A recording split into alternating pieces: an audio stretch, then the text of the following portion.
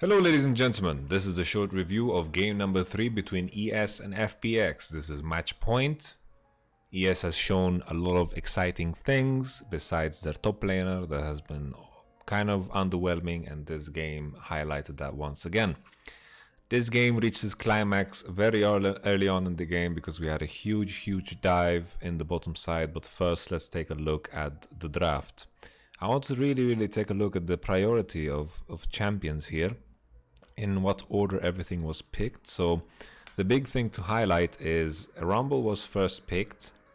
In this game we have Lucian, Xayah and Akali out, and here Aphelios and Senna were banned. So the best AD carry in line by far with Lucian, Aphelios, Senna and out is Misfortune. But here this is 2 and 3. ES managed to get Misfortune as their third pick, and there was no Braum to compensate. There's no Braum to pick into Misfortune because this is the choice that IG has been making. FPX made it too, but it gets banned second wave because FPX decided to go Mordecai as the third pick. So this was very confusing. At the same time, I think if they just lock in Nautilus, Misfortune is way better, because I think Qiyana's overrated. Qiyana's just overrated. It seems decent, but the early game is very lackluster, very slow, and in a lot of cases just gets straight up one-shotted. So it's not too good. I think just locking in Nautilus and Misfortune is better here. You leave third pick for whatever option you want. Here the thought process is you want to match Mordekaiser with Rumble at all costs, and this is something that happened. Cannon was picked as the top lane blind. Camille was the last pick. They're sending Mordekaiser into mid, something that we saw Doinby do, and then Camille into Cannon. So the trend of FPX is that they're playing heavily for Khan, trying to make him snowball. But another question that you can raise here is the fact that Leona gets into second phase of the draft. And I think just letting go of Thresh is just fine. I think Leona is too big of an issue for a champion like Kai'Sa, and I think right now Leona and Nautilus are the most premium supports in the game. So I think here, just instead of banning this, just ban the freaking, what's it called? Ban Leona instead. Or just don't ban Thresh and pick Thresh into Leona. Because I think a big issue here is when you're picking something like Camille, you want to look to play for Khan. A champion like Mordekaiser will not have that much room to roam, and the 2v2 on mid lane is not as strong as a Nautilus and Qiyana, for example. So here they're sending Nautilus in the bot. If Thresh was open here and they ban something else instead, let's say they just last pick Thresh here into Leona, or if they pick if they pick the Thresh away, maybe you can pick Alistar, maybe you can pick a champion that is going to make it easier for you to play away from bottom. But Kai'Sa and Nautilus need to play forward, they need to play aggro, and Misfortune Leona is just going to excel and be better at almost every stage of the game because of how much stronger they are early. With the Jarvan in the jungle is also going to pose a lot of issues, so this bottom is going to be under heavy siege no matter what game we see, right? So this is already a flaw. I think Nautilus in mid lane to impact the Camille lane and then save a ban and then pick the counter support matchup, so you have a good matchup, or at least a decent matchup on bottom, because here ES have the best AD and also one of the best supports at the price of what? What did FPX get out of this? A Qiyana that's overrated in my eyes, and also the Nautilus, which is fine. Nautilus MF should have been the rotation. That's the problem with the draft here. Matchup wise, Camille is fine into Cannon. Skill matchup, I would say. Rumble into Mordekaiser also fine, something that we've reviewed on this channel. So let's jump into the game. The biggest point of this game was, of course, the dive that happened on bottom. We're going to go straight to it because this was the game decider. So here, the biggest mistake here from, of course, FPX is the fact that they don't start TPing right away. Let FPX bot lane stay under the turret and then TP with Doinby and just catch the creeps. Because the amount of creeps you're going to lose on mid lane if Rumble stays is still going to be smaller than the big wave that is crashing bottom. You would be there ahead of Rumble, and then 4v3 it's kind of hard to dive. The only reason this works for ES is because first, FPX backs off. Correct move. FPX backs off, correct move. They need to do so because without doing BTP they're gonna get one shot. Leona walks up, Qs their shield, whapow, and then of course you know, Jarvan EQ combo, and then it's easy. It's easy, right? Now the decision was to walk up. The decision became, okay, we are losing too much XP, we need to walk up. So they're deciding to walk up, but now it's much easier to engage on them because they're no longer in the turret range. So it's very easy to reset the turret aggro in this space. The moment they are entering this space, it's very, very easy to engage on them. You can reset turret aggro, no problem. So this was a problem. Doinb starts channeling TP, and the next issue that we have to highlight here is Doinb is going to get barbecued while this happens. So you see here the turret reset is going to be very easy. Leona is tanking right now. She's going to walk a couple of feet and then it's going to be a reset. So this is a problem, right? This is a problem. And Mordekaiser's TP lands now, and what happened to him? Why is he low HP? It's because this Rumble just barbecued his ass. This Rumble just barbecued his ass. And now another big wave is crashing. The wave gets caught here, and another big wave is crashing. We see the minions here, and then this dive is the easiest dive of your life because there's no heal, everyone's low HP, and you can just start with a Leona Q once again, and then flash out with Leona quickly, tank one turret shot, and that's cool, you know? So this is the problem. FPX could have definitely played this dive better, and it just ended in the worst case possible.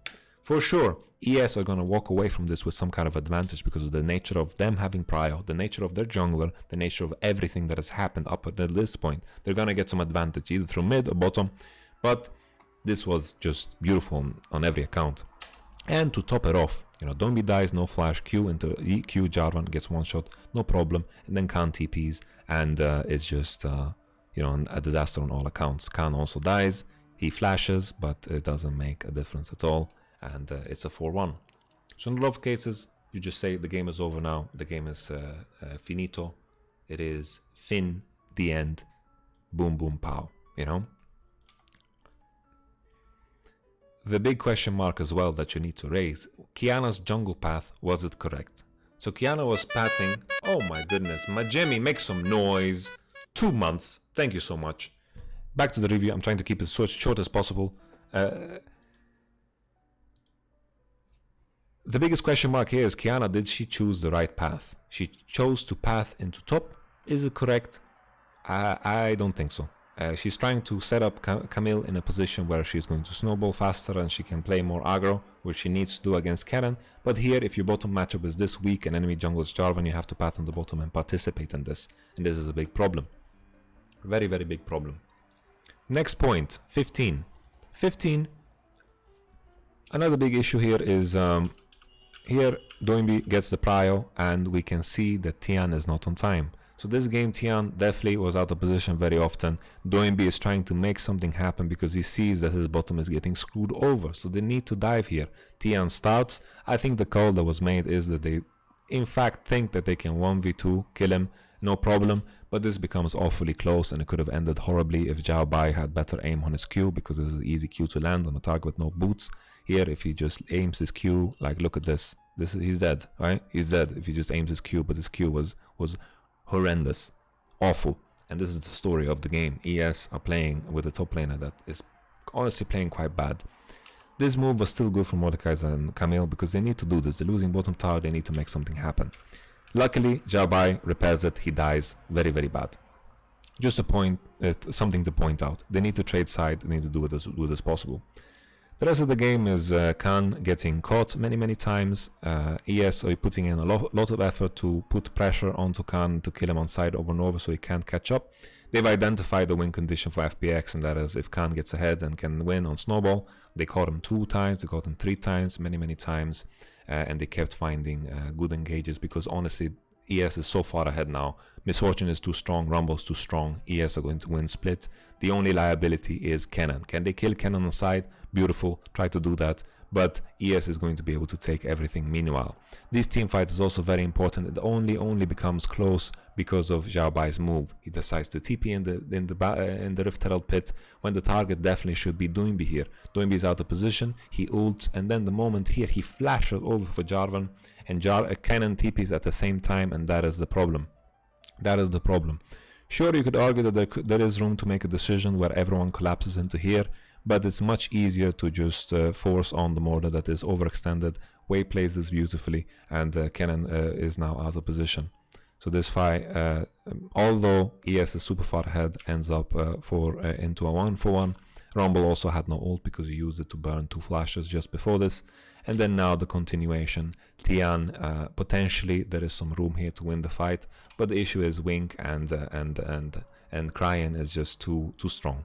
As you can see here, like straight up Tian just gets killed by like Rumble Q. Look at Tian's HP now, just disappear. Just Rumble Q, boom, MF ult as well. And Tian, there's just no way you can win a fight. They're just too strong. Okay, next point. Next point. Not now. I'm doing a short review, Elena. I'm trying to keep it as short as possible. Don't distract me. I just want to play out. No.